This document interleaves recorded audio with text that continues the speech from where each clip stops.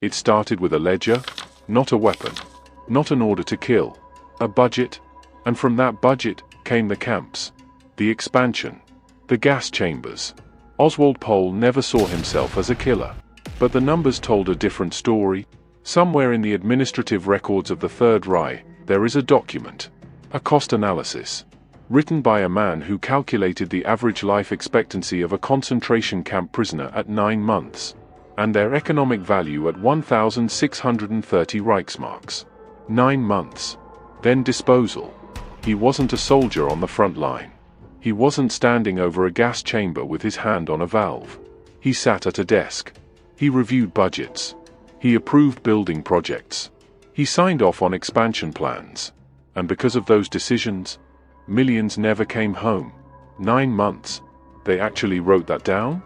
Sat there with a pen and a piece of paper and calculated it out. Like livestock. Like machinery. 9 months of use. Then gone. I don't know what's worse, the ones who did it with rage, or the ones who did it with arithmetic. And that's exactly the question this story forces us to sit with. Because Oswald Pohl didn't descend into evil overnight. He made a series of choices, each one building on the last, each one moving him further from a point of return. The decisions didn't happen all at once. They accumulated. And by the time the machinery was running at full capacity, he had built something he could no longer claim not to understand. Oswald Pohl was born on the 30th of June, 1892. His father was a blacksmith, one of 8 children, a modest upbringing. At school he studied Latin and Greek classics. He later admitted he always wanted to study science. But he didn't go to university for that. Instead, he went into the Navy. He served during the First World War in the Baltic Sea and along the coast of Flanders. He got married in 1918. And then, like hundreds of thousands of returning soldiers across Germany, he had no idea what came next. That part one understand. You come back from a war and the country you left, it isn't there anymore. The certainty's gone. The purpose is gone. You're trained for something that no longer exists. And someone's always waiting in that gap, ready to offer you a new sense of direction. Pohl drifted for a time. He attempted law, dropped out, found work as a paymaster, administrative, structured, precise. These weren't dramatic moments. They were quiet ones. But they were shaping something. A man who understood systems. Who was comfortable with numbers and ledgers and organizational hierarchy. That skill set would later find a very specific purpose. Pohl joined the SA in 1925. Then the Nazi Party in February 1926. 3 years later, the SS. He would later say, "I was a National Socialist before National Socialism became a thing." In 1933, he met Heinrich Himmler. Himmler's assessment was immediate. He described Pohl as, quote, "an energetic and dedicated Nazi." Energetic and dedicated. Himmler liked what he saw. And Pohl, he wanted to climb. That much was clear. He wanted rank. He wanted to matter inside this new structure. And the SS, it was offering that. For the right kind of man. This is the first real decision in Pohl's chain. Not a dramatic one. No single moment of moral rupture. Just an ideological alignment. Gradually reinforced. Gradually rewarded. He didn't ask what the SS would become. He asked what it could do for him. If he had asked the other question first, this story ends very differently. Himmler wanted Pohl. He wrote him, in Pohl's own words, one letter after another urging him to take over the administrative organization of the SS. Pohl resisted. For a time. In January 1934 he traveled to Berlin and Munich to see the full scope of what was being proposed.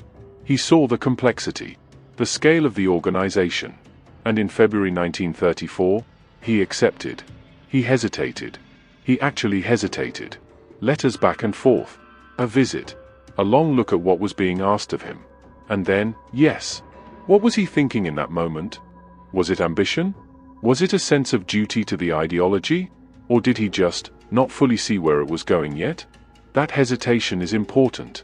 Because it tells us something. He wasn't swept up in the moment. He considered it. He looked at the structure. He understood the scale. And he chose to become the man who would run it. From that decision forward, everything that came after is connected to that moment in February 1934. The camps. The slave labor. The gas chambers. The chain begins there. Inside Himmler's staff, Pohl moved quickly.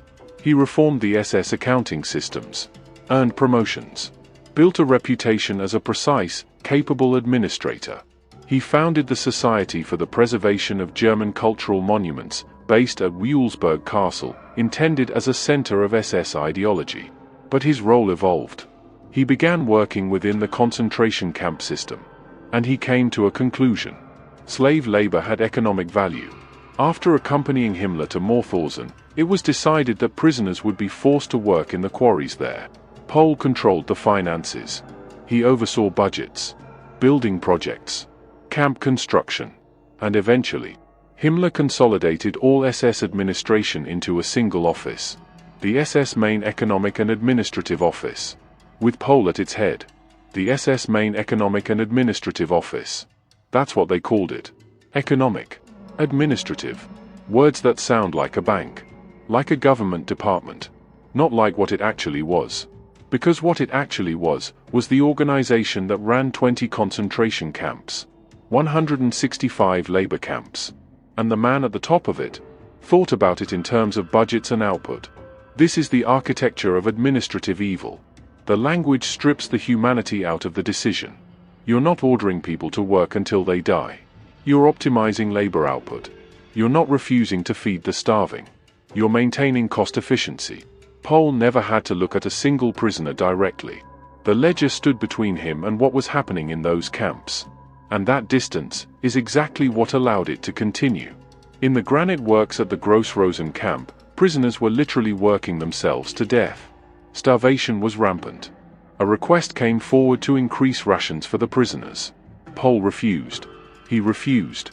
People are dying on their feet from starvation and exhaustion, and the man with the authority to change that looked at the numbers and said no. What does that feel like, being that person on the ground? Watching someone collapse in front of you. Knowing someone, somewhere, decided this was acceptable. Knowing they looked at this and said, the numbers work out. This decision removes any remaining argument that Pohl was simply unaware. He was told, explicitly, people are dying. The death rate is affecting output. And his response was not to improve conditions. It was to factor the death rate into the economic model. He calculated the average prisoner's useful life at 9 months. He gave them a monetary value. He turned human beings into a depreciating asset. And once you've done that in writing, there is no version of history in which you claim not to have known. It was under Pohl's organizational framework and funding that Auschwitz grew from a camp into a killing complex. Majdanek, Stutthof. These sites expanded under the financial direction of his office. The infrastructure of the Holocaust, the physical expansion of the death camps, was funded and administered by the SS Main Economic and Administrative Office. By Pohl. He also oversaw the collection of gold fillings from the dead. Hair, clothing, jewelry, processed, sold, reinvested. The gold fillings from the dead. And that money went back into building more of the same. He took from them twice. First their lives, then what was left of them, and called it resource management. This is the point in the chain where the nature of the enterprise is undeniable. Not labor exploitation. Not wartime necessity. Extermination. Funded. Organized. Expanded. And Pohl wasn't a passive observer of this. He was its architect. The question that haunts this decision is whether he ever, in any private moment, understood what he had built. His post-war defense suggests he chose not to ask himself that question. By summer 1944, control of the camps had shifted to local offices. Germany was losing the war, and Oswald Pohl went on the run. He hid in Bavaria, tried to pass himself off as a farm worker. He was arrested by the British in May 1946. At the Pohl trial, tried alongside 17 other SS officers from his office. He was charged with participating in a common plan to commit war crimes and crimes against humanity, war crimes, crimes against humanity, and membership of a criminal organization. He did not deny the mass killings. But he claimed he was just an administrator, an office worker.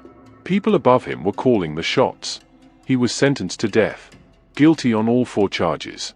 Shortly after midnight on the 7th of June, 1951, Oswald Pohl was taken from his cell at Landsberg Prison, into a courtyard, to a gallows, accompanied by military police, guards, and a Catholic priest. The hood was placed over his head, the noose positioned, the lever was pulled, and the man who had built the administrative infrastructure of the Holocaust was gone. A Catholic priest stayed with him at the end. I keep thinking about that. Millions of people never had that. Never had a moment of dignity, of someone standing beside them. They were numbers on a ledger. And the man who put them there got a priest, got a process, got a trial. He got more than he gave. At his trial, Pohl said he was just an executive, that others made the real decisions. But the decisions he made, the ration refusals, the expansion approvals, the economic calculations, these weren't the decisions of a passive bystander.